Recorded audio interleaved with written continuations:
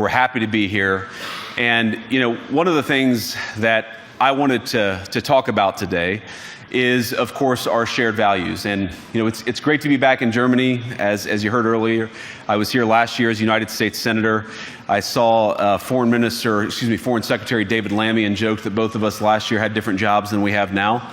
But now it's time for all of our countries, for all of us who have been fortunate enough to be given political power by our respective peoples, to use it wisely to improve their lives. And I want to say that, I was fortunate in my time here to spend some time outside the walls of this conference over the last 24 hours.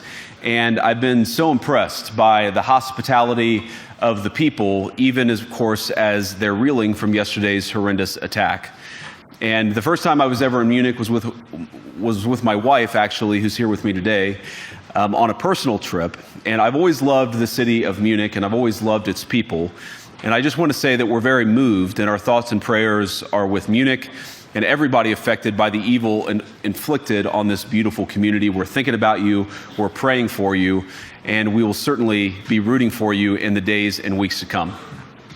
Now, thank you. I hope that's not the last bit of applause that I get, but we gather at this conference, of course, to discuss security, and normally we mean threats to our external security. I see many great military leaders gathered here today. But while the Trump administration is very concerned with European security and believes that we can come to a reasonable settlement between Russia and Ukraine, and we also believe that it's important in the coming years for Europe to step up in a big way to provide for its own defense, the threat that I worry the most about vis-a-vis Europe is not Russia, it's not China, it's not any other external actor. And what I worry about is the threat from within, the retreat of Europe from some of its most fundamental values shared with the United States of America. Now, I was struck that a former European commissioner went on television recently and sounded delighted that the Romanian government had just annulled an entire election. He warned that if things don't go to plan, the very same thing could happen in Germany too. Now, these cavalier statements are shocking to American ears. For years, we've been told that everything we fund and support is in the name of our shared democratic values. Everything from our Ukraine policy to digital censorship is billed as a defense of democracy. But when we see European courts canceling elections and senior officials threatening to cancel others, we ought to ask whether we're holding ourselves to an appropriately high standard. And I say ourselves because I fundamentally believe that we are on the same team. We must do more than talk about democratic values, we must live them. Now, within living memory of many of you in this room, the Cold War positioned defenders of democracy against much more tyrannical forces on this continent. And consider the side in that fight that censored dissidents, that closed churches, that canceled elections. Were they the good guys? Certainly not. And thank God they lost the Cold War. They lost because they neither valued nor respected all of the extraordinary blessings of liberty. The freedom to surprise, to make mistakes, to invent, to build. As it turns out, you can't mandate innovation or creativity, just as you can't force people what to think, what to feel, or what to believe. And we believe those things are certainly connected. And unfortunately, when I look at Europe today, it's sometimes not so clear what happened to some of the Cold War's winners. I look to Brussels, where EU commissars warn citizens that they intend to shut down social media during times of civil unrest the moment they spot what they've judged to be, quote, hateful content. Or to this very country, where police have carried out raids against citizens suspected of posting anti-feminist comments online as part of, quote, combating misogyny on the internet, a day of action. I look to Sweden, where 2 weeks ago the government convicted a Christian activist for participating in Koran burnings that resulted in his friend's murder. And as the judge in his case chillingly noted, Sweden's laws to supposedly protect free expression do not, in fact, grant, and I'm quoting, a free pass to do or say anything without risking offending the group that holds that belief. And perhaps most concerningly, I look to our very dear friends, the United Kingdom, where the backslide away from conscience rights has placed the basic liberties of religious Britons in particular in the crosshairs. A little over 2 years ago, the British government charged Adam Smith Connor, a 51-year-old physiotherapist and an Army veteran, with the heinous crime of standing 50 meters from an abortion clinic and silently praying for 3 minutes. Not obstructing anyone, not interacting with anyone, just silently praying on his own. And after British law enforcement spotted him and demanded to know what he was praying for, Adam replied simply, it was on behalf of the unborn son he and his former girlfriend had aborted years before. Now, the officers were not moved. Adam was found guilty of breaking the government's new buffer zones law, which criminalizes silent prayer and other actions that could influence a person's decision within 200 meters of an abortion facility. He was sentenced to pay thousands of pounds in legal costs to the prosecution.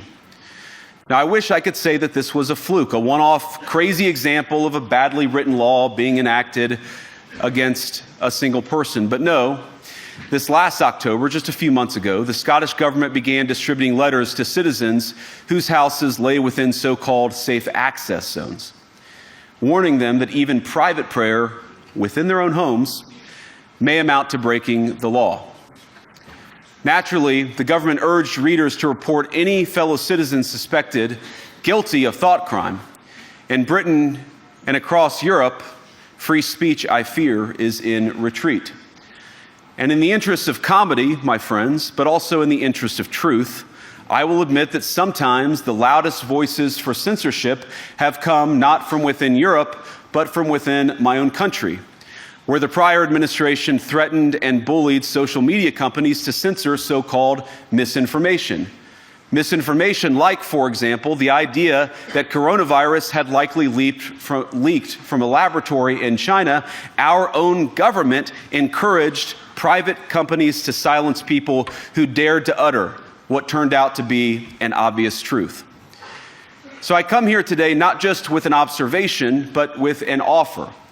And just as the Biden administration seemed desperate to silence people for speaking their minds, so the Trump administration will do precisely the opposite, and I hope that we can work together on that. In Washington, there is a new sheriff in town, and under Donald Trump's leadership, we may disagree with your views, but we will fight to defend your right to offer it in the public square, agree or disagree.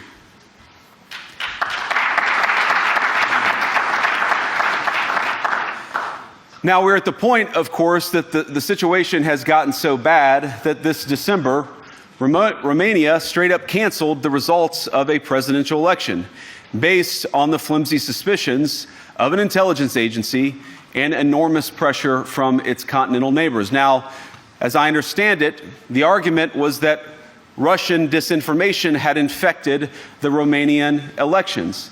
But I'd ask my European friends to have some perspective. You can believe it's wrong for Russia to buy social media advertisements to influence your elections. We certainly do. You can condemn it on the world stage even. But if your democracy can be destroyed with a few $100,000 of digital advertising from a foreign country, then it wasn't very strong to begin with. Now, the good news is that I happen to think your democracies are substantially less brittle than many people apparently fear. And I really do believe that allowing our citizens to speak their mind will make them stronger still. Which, of course, brings us back to Munich, where the organizers of this very conference have banned lawmakers representing populist parties on both the left and the right from participating in these conversations. Now, again, we don't have to agree with everything or anything that people say. But when when political leaders represent an important constituency, it is incumbent upon us to at least participate in dialogue with them.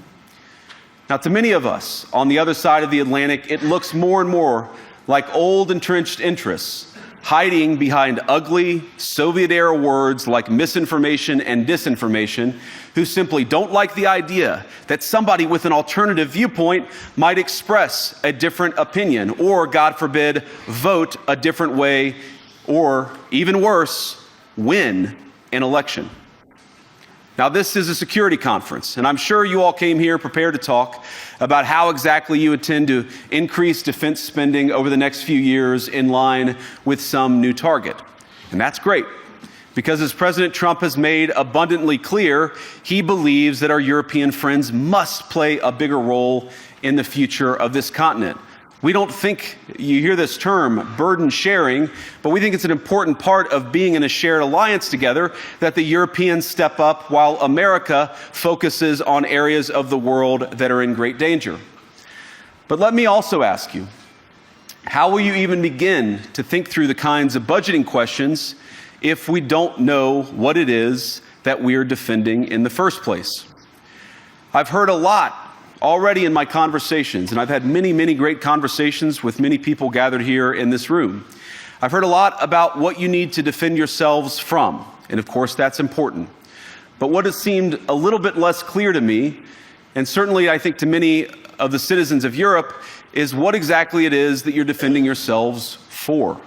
What is the positive vision that animates this shared security compact that we all believe is so important? And I believe deeply that there is no security if you are afraid of the voices, the opinions, and the conscience that guide your very own people. Europe faces many challenges, but the crisis this continent faces right now, the crisis I believe we all face together, is one of our own making. If you're running in fear of your own voters, there is nothing America can do for you. Nor, for that matter, is there anything that you can do for the American people who elected me and elected President Trump. You need democratic mandates to accomplish anything of value in the coming years. Have we learned nothing that thin mandates produce unstable results? But there is so much of value that can be accomplished with the kind of democratic mandate that I think will come from being more responsive to the voices of your citizens. If you're going to enjoy competitive economies, if you're going to enjoy affordable energy and secure supply chains, then you need mandates to govern, because you have to make difficult choices to enjoy all of these things. And of course, we know that very well in America. You cannot win a democratic mandate by censoring your opponents or putting them in jail, whether that's the leader of the opposition, a humble Christian praying in her own home, or a journalist trying to report the news. Nor can you win one by disregarding your basic electorate on questions like who gets to be a part of our shared society. And of all the pressing challenges that the nations represented here face, I believe there is nothing more urgent than mass migration. Today, almost 1 in 5 people living in this country moved here from abroad. That is, of course, an all-time high. It's a similar number, by the way, in the United States, also an all-time high. The number of immigrants who entered the EU from non-EU countries doubled between 2021 and 2022 alone, and of course it's gotten much higher since. And we know this situation, it didn't materialize in a vacuum. It's the result of a series of conscious decisions made by politicians all over the continent and others across the world over the span of a decade. We saw the horrors wrought by these decisions yesterday in this very city. And of course, I can't bring it up again without thinking about the terrible victims who had a beautiful winter day in Munich ruined. Our thoughts and prayers are with them and will remain with them. But why did this happen in the first place? It's a terrible story, but it's one we've heard way too many times in Europe and unfortunately too many times in the United States as well. An asylum seeker, often a young man in his mid-20s, already known to police, rams a car into a crowd and shatters a community. How many times must we suffer these appalling setbacks before we change course and take our shared civilization in a new direction. No voter on this continent went to the ballot box to open the floodgates to millions of unvetted immigrants. But you know what they did vote for? In England, they voted for Brexit, and agree or disagree, they voted for it. And more all over Europe, they're voting for political leaders who promise to put an end to out-of-control migration. Now, I happen to agree with a lot of these concerns, but you don't have to agree with me. I just think that people care about their homes, they care about their dreams, they care about their safety and their capacity to provide for themselves and their children. And they're smart. I think this is one of the most important things I've learned in my brief time in politics. Contrary to what you might hear a couple mountains over in Davos, the citizens of all of our nations don't generally think of themselves as educated animals or as interchangeable cogs of a global economy. And it's hardly surprising that they don't want to be shuffled about or relentlessly ignored by their leaders. And it is the business of democracy to adjudicate these big questions at the ballot box. I believe that dismissing people, dismissing their concerns, or worse yet, shutting down media, shutting down elections, or shutting people out of the political process protects nothing. In fact, it is the most surefire way to destroy democracy. And speaking up and expressing opinions isn't election interference. Even when people express views outside your own country, and even when those people are very influential. And trust me, I say this with all humor, if American democracy can survive 10 years of Greta Thunberg scolding, you guys can survive a few months of Elon Musk. But what no democracy, American, German, or European, will survive is telling millions of voters that their thoughts and concerns, their aspirations, their pleas for relief are invalid or unworthy of even being considered. Democracy rests on the sacred principle that the voice of the people matters. There's no room for firewalls. You either uphold the principle or you don't. Europeans, the people, have a voice. European leaders have a choice. And my strong belief is that we do not need to be afraid of the future. You can embrace what your people tell you, even when it's surprising, even when you don't agree. And if you do so, you can face the future with certainty and with confidence, knowing that the nation stands behind each of you.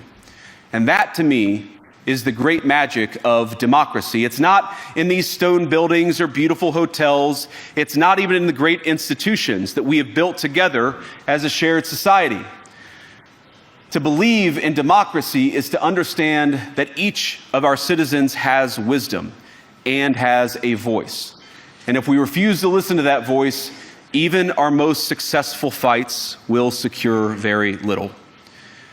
As Pope John Paul II, in my view, one of the most extraordinary champions of democracy on this continent or any other, once said, "Do not be afraid."